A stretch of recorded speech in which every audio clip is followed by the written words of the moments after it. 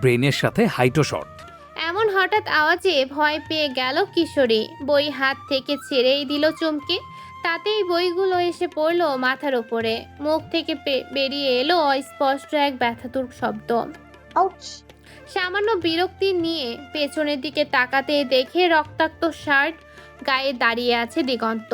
রক্তে বেচারির ফোবিয়া আছে। এত রক্ত টিভিতে দেখে সামলে নিলেও সামনে থেকে দেখে তার মাথা ঘুরে উঠল। আজকে এক পা পিছিয়ে যেতেই ধাক্কা খেলো সেলফের সাথে। এতক্ষণ ধরে ওর এলোমেলো করে রাখা ছন্ন ছাড়া সব বইগুলো ছমছম করে এসে পড়ল ওর উপরে। দিগন্ত এবার চোখ মুখ কুঁচকে ফেলল। পেছনেই মুয়াজ ভেতরে ঢুকছিল মাত্র। এমন ঘটনা দেখে সে সামান্য এগিয়ে এসে বিচলিত কণ্ঠে বলল, বেশি ব্যথা পেয়েছ? চিনিয়ার পায়ের ওপরে শক্ত মোটা একটা বই পড়ায় পায়ে সত্যি ব্যথা পেয়েছে। পাটাকে একটু ঝেড়ে দিয়ে নিয়ে কটমটিয়ে দিগন্তকে উদ্দেশ্য করে বলল, কি সমস্যা আপনার? আমি শর্ট হলে তাতে আপনার কি? দিগন্ত চোখ মুখ কুঁচকে বলল, আমি কখন বললাম আমার কোনো সমস্যা? আর শর্ট বললাম কখন? জেনিয়া বুঝতে পারলো তার নাম নাইনি দেখে দিগন্ত এখন কথাটা ঘুরিয়ে ফেলেছে। সে আর কিছু না বলে বইগুলোতে হাতে নিয়ে টেবিলের ওপরে রেখে দিল। বেরিয়ে যেতে যেতে দাঁতে দাঁত চেপে জোরে বলল, নিজেকে প্রোটেক্ট করতে পারে না, সে আবার জনগণকে করবে প্রোটেক্ট। এমন এমপির দরকার নেই। হাহ। কথাটা কানে পৌঁছাতেই দিগন্তের চোখ মুখ লাল হয়ে চোয়াল শক্ত হয়ে এলো। মনে মনে জিনিয়ার জন্য বিরক্তিটা তার যেন আরো কয়েক গুণ বেড়ে গেল। কিন্তু কথাটা শুনে মুয়াজের বেশ হাসি পেল। যদিও যথাসম্ভব নিজেকে সংযত করার চেষ্টা করলো সে। জিনিয়ার পেছন থেকে ঢুকলেন মেহরাজ সাহেব। এসেই বললেন, তুমি আবার একটা শর্ট পরে এই শার্টটা পাল্টে নাও। এটা আমার কাছে রেখেছেও, পরে কাজে লাগবে। দিগন্তের মুখের দিকে তাকিয়ে তিনি আন্দাজ করলেন কিছু একটা হয়েছে। তিনি শান্ত স্বরে দিগন্তকে বললেন, কিছু হয়েছে? Any problem? দিগন্তের চেহারায় কঠোরতা এখনো মিয়ে যায়নি। বাচ্চা মেয়েটা তাকে কেমন অপদস্থ করে গেল। মুয়াজ পাশ থেকে হালকা হেসে বলল, না আঙ্কেল, কিছুই হয়নি, সব ঠিক হয়ে আছে। আপনি শার্টটা দিন, ও পাল্টে নিবে। দিগন্তের ওয়ার রুমে সবাই যার যার মতো বসে আছে। দৃষ্টি সকলে দিগন্তের দিকেই নিবদ্ধ। দিগন্ত সাদা ব্যান্ডেজ করা হাতে হাত বুলিয়ে বারবার এদিক সেদিক তাকাচ্ছে আর কি যেন ভাবছে। দিগন্তকে ভাবনার সাগরে ডুবে থাকতে দেখে মুয়াজ বলল, কি এত ভাবছিস? দিগন্ত কোনো উত্তর করলো না। মুয়াজের দিকে একবার শান্ত দৃষ্টি নিক্ষেপ করলো। চেনওয়ে এতক্ষণ চুপচাপ গভীর মনোনিবেশে দিগন্তকে পর্যবেক্ষণ করছিল। তার মনে সেই প্রেমিক পুরুষটি আবারও জাগ্রত হয়ে উঠল। চেনওয়ে গলাটা ছেড়ে নিয়ে অত্যন্ত গম্ভীর স্বরে বলল, আচ্ছা স্যার, আপনার কাছে অদ্ভুত লাগছে না? দিগন্ত তড়াক করে ওর দিকে তাকালো। চোখ ছোট ছোট করে বলল, কি অদ্ভুত লাগার কথা বলছিস? চেনওয়ে এবার একটু নড়ে চড়ে বসলো। সে বলল, এই যে মেয়েটা আপনাকে এত ইনফরমেশন দিল, আমরা তো খুঁজেও পেতাম না, মানে পাওয়ার চেষ্টাও করতাম না আর কি। আপনাকে এত এত ইনফরমেশন দিচ্ছে, তার মানে আপনার উপর নজর রাখছে, আপনার ভালোই চাইছে। কিন্তু কেন চাইছে? আপনার কাছে কিছু অদ্ভুত লাগছে না স্যার? দিগন্তের মনের কথাগুলোই যেন চেনওয়ে মুখে বলে দিল। এতক্ষণ ধরে চুপচাপ বসে সেও এগুলোই ভাবছিল। তার উপর কেউ কড়া নজর রেখেছে। সে কথায় কার সাথে মিশবে, কি করবে, সবই যেন মেয়েটার জানা। মেয়েটা যেন ওর প্রতিটি চলাফেরা লক্ষ্য করেছে। কিন্তু কে এভাবে ওর ওপর নজর রাখছে? আজকের ঘটনা বলে দেওয়াটাও কি কোনো ট্র্যাপ? না হলে মেয়েটা এত কিভাবে জানলো? কল রেকর্ডগুলো কেনই বা দিল? কোরবান খাঁর সাথে কি মেয়েটার কোনো শত্রুতা আছে? চিন্তায় ভেতরটা দগ্ন হয়ে গেল ওর। আবার ভাবতে লাগলো, তাহলে কি কোরবান খাঁর শত্রুপক্ষের দলের কেউ আছে ওর পেছনে?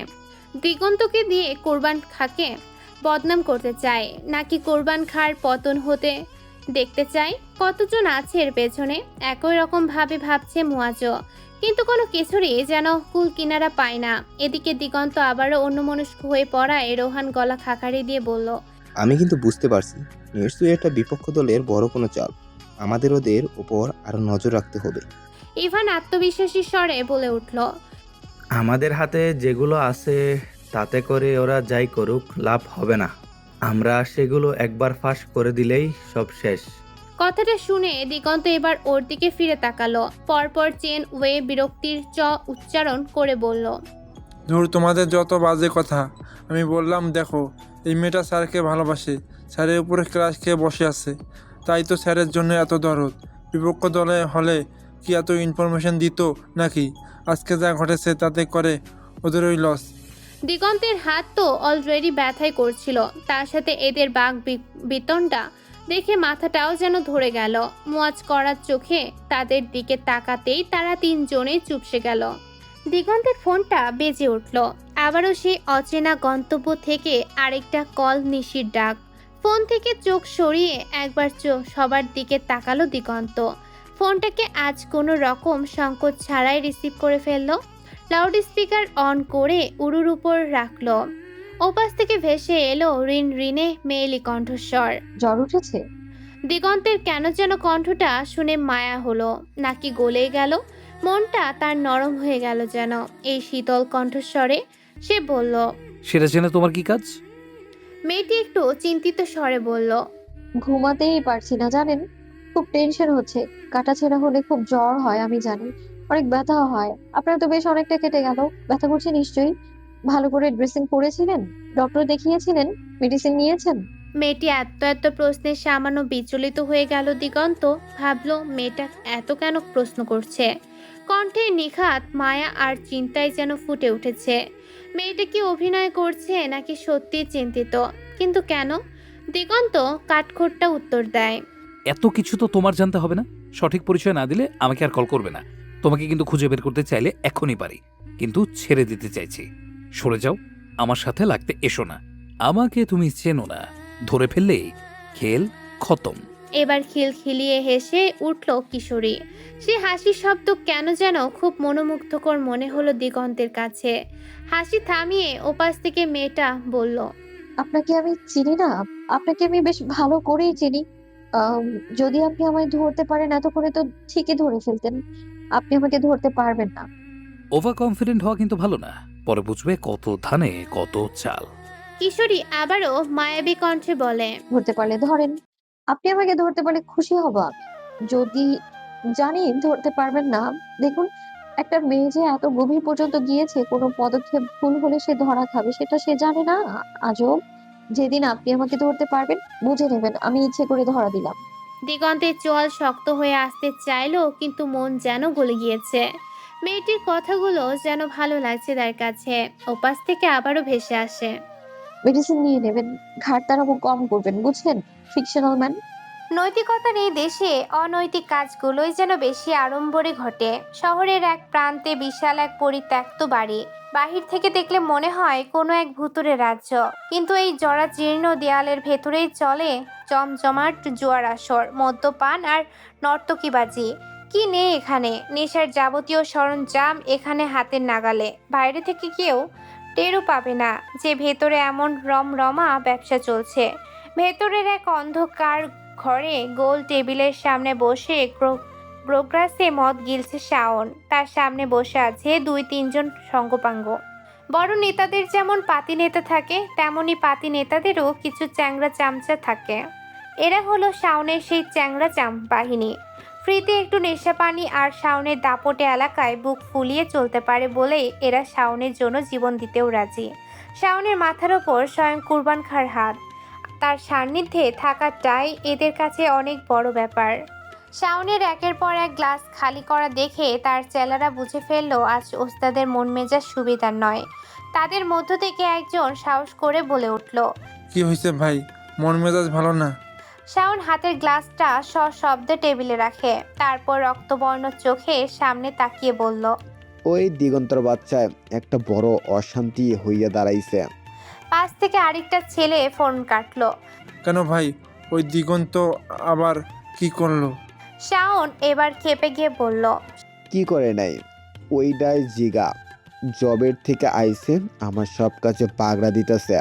ওরা দেখলেই শরীরে রক্ত গরম হইয়া যায়। সামনের ছেলেটি আশ্বস্ত করার সুরে বলল, আরে ভাই, এতদিন তার কি আছে, চেয়ার তো আব্বারই থাকবো। দিগন্ত সীমান্ত আইসা কিছুই করতে পারবো না। চামচাদের কথায় যেন একটু অহমিকা ফিরে পেল শাওন।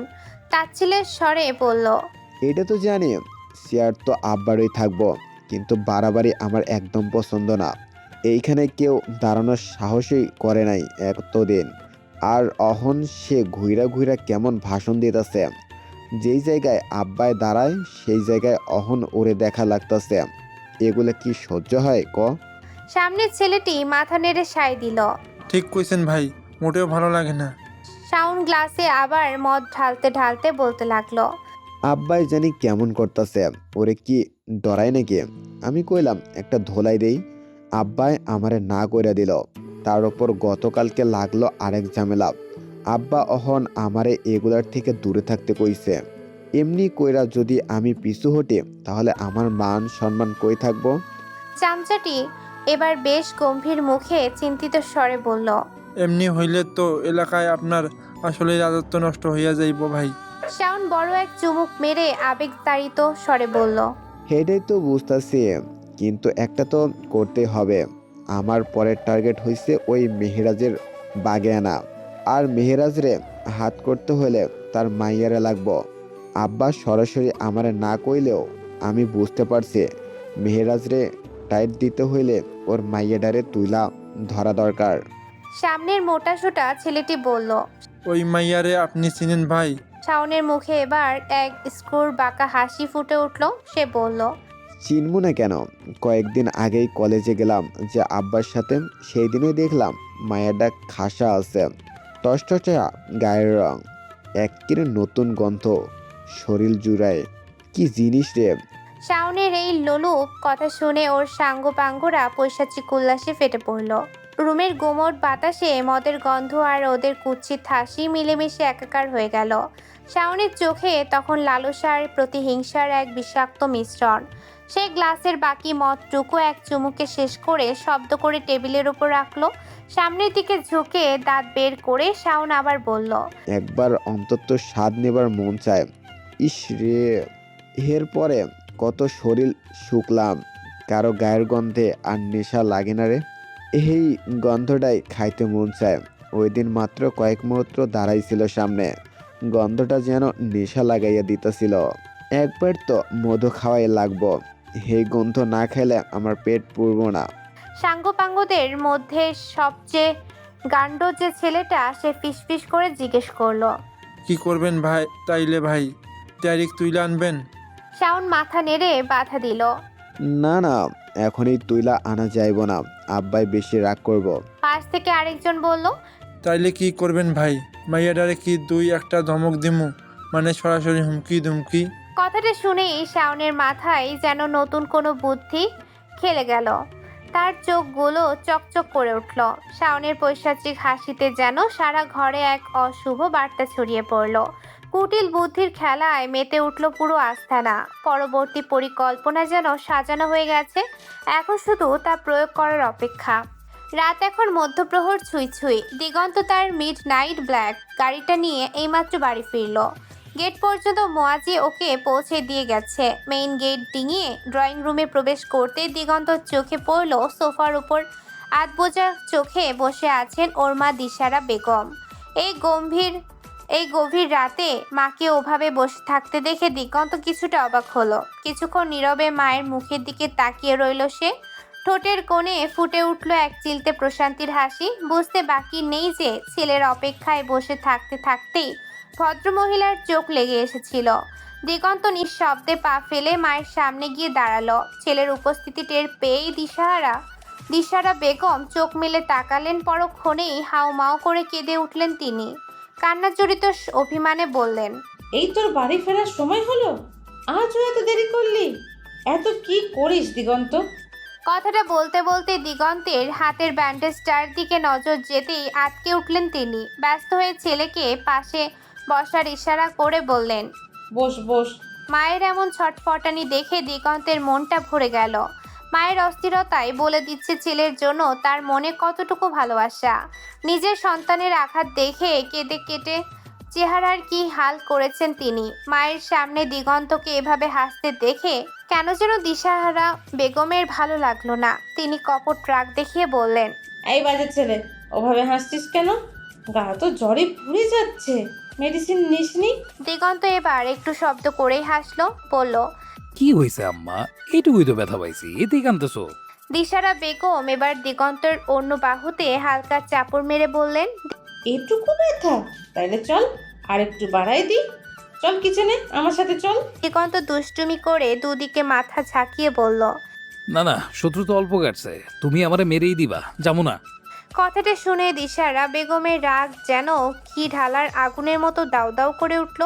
তিনি দাঁতে দাঁত চেপে বললেন, আমি তোকে মেরে ফেলবো? মেরে ফেলার জন্য বুঝি তোকে এই পৃথিবীতে এনেছিলাম? জানিস কত কষ্ট দিয়েছিস তুই আমাকে? সেই যে পেটে এলি তখন থেকেই শরীরে ব্যথা, খাওয়ায় অরুচি, সারা শরীরে রোগ ধরে গিয়েছিল। সেগুলো কি আজও গেছে? দিগন্ত এবার কণ্ঠে অভিমান ফুটিয়ে বলল, খোঁড়া দিচ্ছ আম্মা? আমি কি বলছিলাম আমাকে এই পৃথিবীতে আনো? এই যে এত এত দোষ দিলা, অথচ দিন রাত আম্মা আম্মা করে যে গলা শুকায় ফেলি, সে কথা তো বললা না। ছেলের কথায় দিশারা বেগম হঠাৎ এক শীতল পরশ অনুভব করলেন। তার বুকের ভেতরটা শান্ত হয়ে এলো। তিনি ব্যান্ডেজ করা হাতটাতে আলতো করে হাত বুলিয়ে বললেন, ভিড়ের ভেতর নেমে গেলি কেন বলতো? মঞ্চে থাকলেই তো পারতিস। ভিড়ে না নামলে কি আর ওরা সুযোগ পেত? দিগন্ত দেখলো মায়ের মনটা আবারও খারাপ হয়ে যাচ্ছে। ভদ্র মহিলা বোধ হয় এখনই আবার কেঁদে দেবেন। কথা ঘোরানোর জন্য দিগন্ত চট করে বলল, ক্ষুধা লাগছে আম্মা, সারাদিন তেমন কিছু খাওয়া হয় নাই, একটা ডিম ভাজি দিয়ে ভাত খাওয়া দিবা? তাড়াতাড়ি খেয়ে মেডিসিন নেওয়া লাগবে তো। বলতে বলতে দিশারা বেগম আবার প্যাস প্যাস করে কেঁদে দিলেন। দিগন্ত এবার কপাল কুঁচকে মনের মধ্যেই বলল, যা, সব চেষ্টা বৃথা গেল। ভদ্রমহিলা আবার কেঁদে দিলেন। মুখে কৃত্রিম অসহায়ত্ব টেনে বলল, এমন কথায় আবেগ হারিয়ে চটে গেলেন দিশারা বেগম। চোখের জল মুছে বললেন, ওরে বজ্জাত ছেলে, আমি কি বলেছি ডিম ভাজি করতে আমার কষ্ট হবে? আমি কিসের জন্য কাঁদছি? একদম বাপের মতো হয়েছিস, সব কথার উল্টোপাল্টা মানে বুঝিস। দিগন্ত এবার হো হো করে হেসে উঠল। ঠিক আছে, বাবার মতোই হয়েছি। এখন কি কিছু খাইতে দিবা আম্মা, নাকি না খেয়ে ঘুমাই যাবো? দিশারা বেগম বুঝলেন তার এই আহাজারি সোনার পাত্র এই ছেলে নয়। হাত কেটে এসেছে তো কি হয়েছে, বুদ্ধি তো আর কমেনি। তিনি হাত ছেড়ে দিয়ে রান্নাঘরের দিকে হাঁটা দিলেন। ফ্রিজে আরও 10 পদের খাবার থাকলেও ছেলে ওই ডিম ভাজি দিয়েই ভাত খাবে, যা বলবে তাই, নিজের মর্জির মালিক। সকালের মিষ্টি রোদ এসে পড়েছে দিগন্তের চওড়া কপালে। অবাধ্য কয়েকটা চুলের গোছা কপালে লেপ্টে আছে, একটা হুড খোলা। জিপে আয়েশ করে বসে আছে সে। পেছনে 4-5 জন সাঙ্গপাঙ্গ, আর পাশের সিটে বসে আছেন মুয়াজ আসলে দিগন্তের অধীনে ঠিক কোন পদে চাকরি করে তা বোঝা দেয়।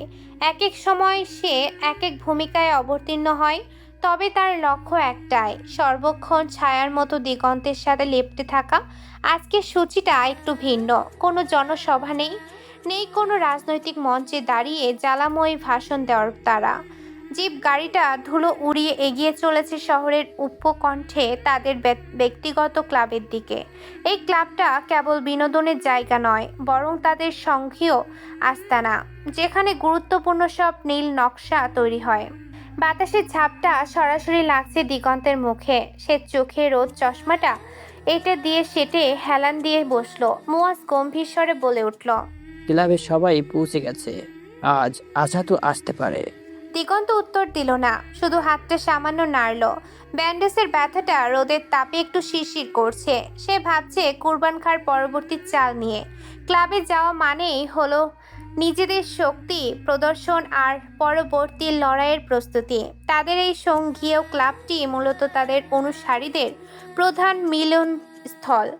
শরীর চর্চার ব্যবস্থা আছে, তেমনই আছে রুদ্ধদ্বার বৈঠকের গোপন কক্ষ। গোপনের চেয়েও গোপন কক্ষ আছে এখানে। সামনে থেকে কেবল একটা ক্লাব আর একটা শরীরচর্চার স্থান মনে হলেও পাতাল ঘরের চেহারা ভিন্ন। সাধারণ পোশাকে একেবারে হামলা দেখতে ছেলেগুলো সব দেশ বিদেশ থেকে নিয়ে আসা এক একটা কালো অধ্যায় ধারণকারী যোদ্ধা। দিগন্ত কঠোর প্রশিক্ষণ দিয়ে রেখেছে এদের, এক একটা যেন মানুষ নয় যন্ত্র। দিগন্তের একটা কমান্ডের যন্ত্রতন্ত্র চালিয়ে দিবে অস্ত্র। এদের হৃদয়ে নেই সামান্য মায়ের ছিটেফোঁটা, না নিজের মৃত্যু ভয় পায়, আর না কারোর প্রাণ নিতে ভয় পায়। মৃত্যুর সাথে যেন এদের জন্ম জন্মান্তরের বন্ধুত্ব। এখানে আছে সব তুখোর শুটার আর মার্শাল আর্টে এক্সপার্ট। গোপন কক্ষে রয়েছে সব ধরনের অস্ত্র, নানান প্রাণঘাতী মেডিসিনও আছে। রয়েছে মিলিটারি টর্চার রুম, বহু খালি রুম পড়ে আছে কোনো অভাগার বন্দিত্বের সাক্ষী হওয়ার জন্য। অন্ধপুরী নাম এই জায়গার। সবটাই যেন অন্ধকারে ঢাকা, স্যাঁতস্যাঁতে গুমোট পরিবেশ আর অন্ধকারাচ্ছন্ন এই রাজ্যের এক নিষ্ঠ রাজা হলো ইফতি দিগন্ত চৌধুরী। নিজের হাতে সাজানো তার এই অন্ধপুরী, এখানে তার কথার বাইরে একটা হাওয়াও প্রবেশ নিষিদ্ধ। অন্ধপুরী নীরব কক্ষ, দুটো চেয়ারে মুখোমুখি বসে আছে আজাদ আর দিগন্ত। ঘরের বাতাস যেন ভারী হয়ে দৈত্য রূপ ধরেছে, স্যাঁতস্যাঁতে শেওয়াল গন্ধ এসে লাগছে নাকে। এই বদ্ধ ঘরেই লাইটার জ্বালিয়ে সিগারেটে আগুন ধরালো দিগন্ত। সিগারেটে লম্বা শুক টান মেরে ধোঁয়া উড়িয়ে দিল বায়ুমণ্ডলে। শান্ত চতুরতা মিশ্রিত কণ্ঠে বলল, কিরে আজাদ, কি খবর তোর? শাওনের পাশে বসে থাকা মোটা স্বাস্থ্যের অধিকারী ছেলেটার নামই আজাদ, যে কিনা আসলে দিগন্তের লোক ছিল। ছেলেটা ওই মদের আড্ডায় প্রায় যায়। যদি কোনো গোপন খবর পায়, রাজনীতি মানেই মূলত দুর্নীতি। আজাদ দীর্ঘশ্বাস টেনে নিয়ে বলল, মেহরাজ চাচার মেয়ে আছে। কথাটায় চেহারার রূপ পাল্টে গেল। দিগন্তের চোয়াল শক্ত হয়ে এলো যেন, সরু চোখে তাকিয়ে বলল, কি প্ল্যান করেছে? আজাদ আবারও দীর্ঘশ্বাস ছাড়ে। দিগন্তের তড়িৎ গতিতে মুখাবয় পাল্টে যাওয়াটা তার সুবিধের লাগলো না। যা শুনেছে তা বলবে কি বলবে না তা নিয়ে দ্বিধায় পড়ে গেল সে। কিন্তু না বললে জীবন নিয়ে ফেরার শঙ্কাও তো কম নয়। দিগন্ত স্থির চিত্তে এখনো তাকিয়ে আছে, চোখ দুটো ক্রমশ লাল হয়ে এলো তার। আজাদ একটা ঢোক গিলে বলল, শাওনের লালসা পড়েছে। ও শুধু পলিটিক্স নয়, পার্সোনাল কারণেও মেহরাজ চাচার মেয়েকে পাকড়াও করতে পারে। চোখ দুটো বন্ধ করে নিজের তপ্ত মেজাজকে বাগে আনার বৃথা চেষ্টা চালালো দিগন্ত। মিনিট খানেক না যেতেই আজাদ আবারও বলে, কিন্তু এখনোই তেমন কিছু করবে না মনে হয়। কুরবান নাকি নিষেধ করেছে, হয়তো আর কিছুদিন পর, নয়তো ইলেকশনের পর যা করার করবে। দিগন্তের রাগে কপালে রক ছিঁড়ে যাওয়ার উপক্রম। মেয়েটাকে এই মুহূর্তে আস্ত ঝামেলা ছাড়া আর কিছুই মনে হলো না তার। মেহরাজ সাহেবের মেয়েকেই এত বলদ হতে হলো। তার বাপও তাকে সুন্দর করে ফাঁসিয়ে দিল ভেবেই মাথার চুল টেনে ছিঁড়তে মন চাইছে। মনে মনে দিগন্ত নিল, আজকে এই মেয়েকে গিয়ে বেঁধে রাখবে, দরকার পড়লে তুলে এনে এই অন্ধপুরীতে আটকে রাখবে। ভালোই ভালোই ইলেকশন মিটে গেলেই হয়, তারপর আবার বাড়ি দিয়ে আসবে। এরপর জিনিয়ার কি হলো না হলো সেটার জন্য আর সে দায়ী থাকবে না। মনের মধ্যে হাজারো ছক এঁকে ফেললো সে। মেয়েটাকে যেভাবেই হোক অন্তত এই 2 মাসের জন্য বেঁধে রাখতে হবে। দুপুরে তপ্ত শ্বাসে প্রায় দম আটকে আসার জোগাড়। কলেজ শেষে মাত্রই গেটে এসে দাঁড়িয়েছে জিনিয়া আর তার 2 সঙ্গী। ঈশানের গোলাপি রঙের ছোট্ট ফ্যানটা এক টানে নিজের হাতে নিয়ে নিল জিনিয়া। সারাদিন নিজেই হাওয়া খাস, বান্ধবী যে গরমে ঘেমে নিয়ে একাকার করছি দেখতে পাস না? এহেন কাণ্ডে সামান্য বিচলিত হয়ে পড়ল ঈশান। দমকা হাওয়ার মতো এসে ছোঁ মেরে ফ্যানটা নিয়ে নিয়েছে জিনিয়া। ঈশান বিরক্তি মাখা কণ্ঠে বলল, পাশ থেকে টিয়ারা মুখ হা করে অবাক হয়ে বলল, সর্বনাশ শিশু, তুই সানস্ক্রিনও মাখিস? ওর এমন চেহারা দেখে ঈশান যেন আরো কয়েক মাত্রায় বিরক্ত হলো। তারসা চোখে তাকিয়ে বলল, টিয়ারা হাত দিয়ে মশা তাড়ানোর মতো ভঙ্গি করে মৃদু হেসে বলল, না তা হবে কেন, আসলে ছেলেরাও সানস্ক্রিন মাখে, সেটা জীবনে প্রথম শুনলাম তো, তাই আর কি একটু শখ খেয়েছি। আমি কি সেটা বললাম নাকি? দুজনের মতিগতি ভালো ঠেকছে না, যে কোনো সময় লেগে যাবে ঝগড়া। কিন্তু জিনিয়াও তাদের থামাতে চাইল না। ঝগড়া ঝাঁটে দেখতে তার বেশ ভালোই লাগে, একদম ফ্রিতে লাইভ এন্টারটেইনমেন্ট। পিঙ্ক ফ্যানটা মুখের সামনে ঘুরিয়ে ঘুরিয়ে হাওয়া খাচ্ছিল আর ওদের দুজনের মধ্যকার বাক বিতণ্ডা দেখছিল। এর মধ্যে জিনিয়া টের পেল পিছন থেকে প্রচণ্ড গতিতে একটা বাইক ছুটে আসছে। বাইকটির চলার ভঙ্গি দেখে মনে হচ্ছে তাদের পেছন কোনো টর্নেডো হয়ে আসছে। জিনিয়ার মনে পড়ল গত রাতের কিছু কথা। আজ তার ওপর হামলা হবে, এটা সে আগেই জানতো। এমনকি খুব বড় কোনো ক্ষতি যে হবে না সেটাও তার আন্দাজে ছিল। তবু অজানা আশঙ্কায় মনের ভেতর যেন দামামা বাজতে লাগলো। বিপদের পূর্বাভাস পেয়েও সে সামান্য নড়ে চড়ে দাঁড়ালো না। হাত মুখ খিচিয়ে স্থির হয়ে দাঁড়িয়ে রইল সে। মনের ভেতর ভয়েরা জেকে বসলেও তার এক বিন্দু প্রকাশ পেতে দিল না নিজের মুখশ্রীতে। বাইকটা জিনিয়ার পাশ ঘেঁষে যাওয়ার সময় ওর হাতে বসিয়ে দিল ধারালো অস্ত্রের এক হালকা পোঁচ। সাই সাই করে ছুটে চলে গেল বাইকটা। জিনিয়া যন্ত্রণায় কোকিয়ে উঠতেই পেছন ফিরে তাকালো ঈশান আর টিয়ারা। ন্যানো সেকেন্ডের মধ্যেই আতঙ্কে আর শরীর ছেড়ে দেওয়ায় এলিয়ে পড়ল জিনিয়া। মাটিতে লুটিয়ে পড়ার পূর্বেই ওকে জাপটে ধরল টিয়ারা। নিজেকে যেন আজ শক্ত অবয়ব মুড়ে নিয়েছে জিনিয়া। সে ভয় পাবে না, কারো দুর্বলতা হবে না, কারো পিছুটান হতেও নারাজ সে। এই সামান্য হামলায় সে টলবে না। তাকে ভয় দেখানো সম্ভব নয়। অর্ধচেতনায় ঠোঁটের কোণে এক চিলতে স্নান হাসি ফুটিয়ে তুলল জিনিয়া। খুব ধীর অথচ স্থির কণ্ঠে বলল, it's okay, I am fine. সঙ্গ থেকে বের হওয়ার পর থেকেই চোয়াল শক্ত করে বসে আছে দিগন্ত। মুয়াজ গাড়ি ড্রাইভ করছিল। এমন সময় তার ফোনটা বেজে উঠল। ওপাশ থেকে কেউ কিছু বলতেই মুয়াজের চোখে মুখে অস্থিরতা ফুটে উঠল।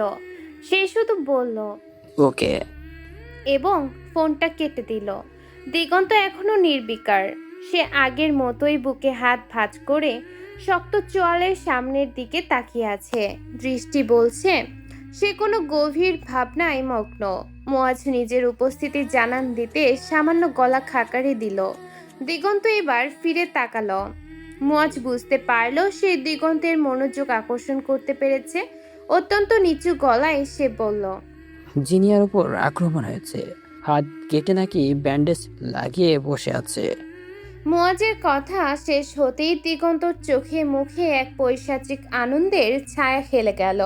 যাকে নিয়ে এতক্ষণ ভেবে সে অস্থির হচ্ছিল, যার নিরাপত্তার কথা ভেবে তার চোয়াল শক্ত হয়েছিল, এখন সেই মেয়ের ওপর আক্রমণ হয়েছে শুনেই তার ভেতর এক অদ্ভুত পৈশাচিক তৃপ্তি ছেয়ে গেল। দিগন্তের এই রহস্যময় হাসি দেখে মুয়াজ কিছুই ঠাউর করতে পারল না। সে একবার আর চোখে তাকিয়ে আবার ড্রাইভ করায় মন দিল। দিগন্ত ঠোঁটের কোণে মিটিমিটি হাসিটা বজায় রেখেই বলল, তাই নাকি? চল দেখে আসি। মুয়াজ সন্দিহান চোখে তাকালো। দিগন্তের থেকে হয়তো এমন ঘটা করে দেখতে যাওয়ার কথাটা সে আশা করেনি। তেরা চোখে তাকিয়ে বলল, কিরে, হঠাৎ এত ইন্টারেস্ট, কাহিনী কি? দিগন্ত এবার সিটে পিঠ এলিয়ে আরো আরাম করে বসলো। নিজের শক্ত চোয়াল শিথিল করে দিয়ে বলল, আরে কাহিনী বিশেষ কিছু না, খালি ওর বাপের ওর প্রতি যে অগাধ কনফিডেন্স ছিল সেটা এখন কতটুকু আছে ওইটাই চেক করব। আর ওই ছটফট করা জিওল কই মাছের অবস্থা এখন নিশ্চয়ই বলার মতো স্থির।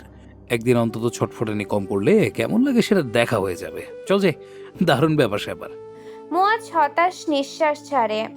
অতটুকু মেয়ের এমন আক্রমণের কথা শুনে দিগন্তের খুশি হওয়ার বিষয়টা যেন তার কাছে ভালো লাগলো না। সে গম্ভীর কণ্ঠে জিজ্ঞেস করলো, তাইলে কি ওদের বাড়ির দিকে যাব? দিগন্ত কুটিল হেসে বলল, না, আগে আরেক জায়গায় যাব। মুয়াজ তৎক্ষণাৎ জিজ্ঞেস করলো, কোথায়? দিগন্তের ঠোঁটের কোণে বাঁকা হাসি ফুটে উঠল। সে শান্ত গলায় বলল, খানবাড়ি। কুরবান খাঁর বাড়ির দিকে ধুলো উড়িয়ে ছুটে আসছে দিগন্তের জিপে বসে আছে শুধু মুয়াজ আর দিগন্ত। সাই সাই করে জিপ চলে এলো গেটের কাছে। দিগন্ত প্রশস্ত হেসে হাতে ইশারা করে উচ্চস্বরে বলল, আরে টুনটুনিরা, গেট খোলো, আমি আমার মামুর লোকে দেখা করতে আইছি। ওর উচ্চস্বরে বলা কথাগুলো কানে যেতেই গার্ডদের চোয়াল শক্ত হয়ে উঠল। দিগন্তকে আগে যেভাবেই দেখুক এমন যেন একচ্ছত্র শত্রু ছাড়া আর কিছুই মনে করছে না তাকে। দিগন্ত চশমাটা একটু নামিয়ে চশমার ফাঁকে চোখ নাড়িয়ে হাতে ইশারা করে আবার গেট খুলতে বলতেই এবার দরজার রক্ষীরা খুলে দিল গেট। ফুল স্পিডে এক টানে জিপটি ভেতরে প্রবেশ করালো মুয়াজ। গাড়িটা গিয়ে ভিড়ল ঠিক কুরবান খাঁর রাজপ্রাসাদের মতো বাড়িটার মূল দরজার সামনে। চারদিক থেকে সবাই অবাক চোখে তাকিয়ে আছে ওদের দিকে। দিগন্ত এক লাফে জিপ থেকে নেমে পড়ল। বড় দরজার সামনেই দেখা হলো নাজির মিয়ার সাথে। চোখে মুখে সব সময় অদ্ভুত এক রহস্য আর চতুরতা লেগে থাকে লোকটার।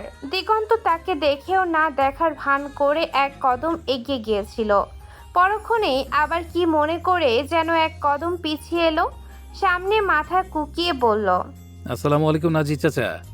বাকশক্তিহীন লোকটা শুধু ভাবলেশহীন চোখে তাকিয়ে রইল।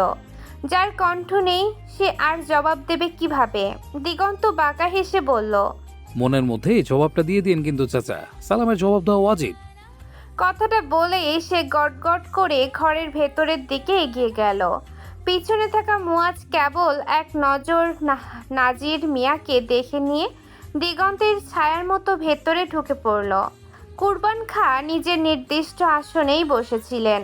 সামনের ফ্লোরের আসন পেতে বসেছিল তার চেলাচা মুন্ডারা। কুরবান খা এবং তার অনুসারীদের আখি যুগল সদর দরজায় নিবদ্ধ। প্রসারিত কপালে কোনো রকম ভাবান্তর হলো না। শান্ত একজোড়া ঈগলের চোখ নিয়ে তিনি তাকিয়ে দেখলেন দিগন্তের ঘরে প্রবেশের দৃশ্য। এদিকে সামনে বসা শাওনের রক্তে যেন কেউ আগুন ধরিয়ে দিয়েছে। রাগে তার মস্তিষ্ক টকবক করে ফুটতে লাগলো। দিগন্ত কোনো রকম সংকোচ না করেই ধাম করে গিয়ে বসে পড়ল কুরবান খার ঠিক সামনে পাতা সোফাটায়। কুরবান খা যখন চেয়ারে বসেন তখন কেউ ওপরে বসার সাহস পায় না, কিন্তু দিগন্ত এসে কোনো রকম অনুমতির প্রয়োজন বোধ না করে ঠাস করে সোফায় বসে পড়ে। এই যাবৎকালে সে যতবার এখানে এসেছে ততবারই এমনটা করেছে। এহেন কাণ্ডে কুরবান খা সামান্য নড়লেন না, এমনকি তার চাহনিতেও এলো না বিন্দুমাত্র পরিবর্তন। কিন্তু শাওনের ধৈর্যের বাদ যেন কয়েক সুতা ছিঁড়ে গেল। রাগে তার চোখ মুখ লাল হয়ে উঠেছে, চোয়াল শক্ত। দিগন্তের ঠিক পাশটায় এসে দাঁড়ালো মুয়াজ। দিগন্ত চওড়া হেসে বলল,